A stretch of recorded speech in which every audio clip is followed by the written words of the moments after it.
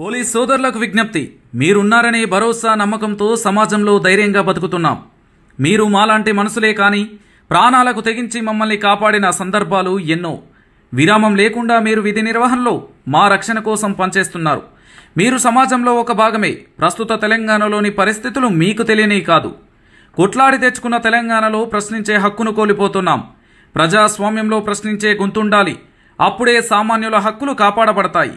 కానీ మిమ్మల్ని ఇబ్బంది పెట్టి మిమ్మల్ని వాడుకొని ప్రశ్నించే రేవంత్ అన్న గొంతును ఎన్నోసార్లు నొక్కిపెట్టే ప్రయత్నం చేశాడు మన సీఎం కేసీఆర్. సమాజంలోని మా కోసం ప్రాణత్యాగాలకైనా వెనకాడని మీరు మా కోసం, మీ కుటుంబాల కోసం ప్రశ్నించే గొంతును కాపాడండి. మీ ఉద్యోగ నిర్వహణలో మేమెప్పుడూ తప్పుపట్టడం లేను, కానీ అది ప్రజాస్వామ్యానికి లోబడి ఉండేలా చూడండి. అంతేగాని రాజకీయాల ఒత్తిళ్లకు లొంగి ఒక వ్యక్తి గొంతు నొక్కకండి. మల్కాజ్గిరి ఓడినంత మాత్రాన సీఎం కుర్చీ పోదు.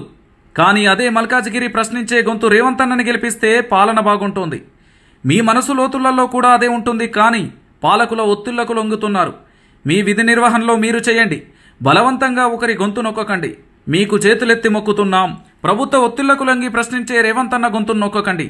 ఓ పోలీస్ అన్న, ఓ పోలీస్ అక్క, ఓ పోలీస్ బాబాయ్, ఓ పోలీస్ చెల్లి, ప్లీజ్ మా విన్నపాన్ని మన్నించండి. రేవంత్ అన్నను అణచివేసే ప్రయత్నంలో మీరు భాగస్వామ్యం కాకండి. రేవంత్ అన్న చేసే ఈ మంచి ప్రయత్నంలో మీరందరూ భాగస్వామ్యం కాండి. ప్రశ్నించే గొంతుకు ఓటేద్దాం. రేవంత్ అన్నను పార్లమెంటుకు పంపిద్దాం.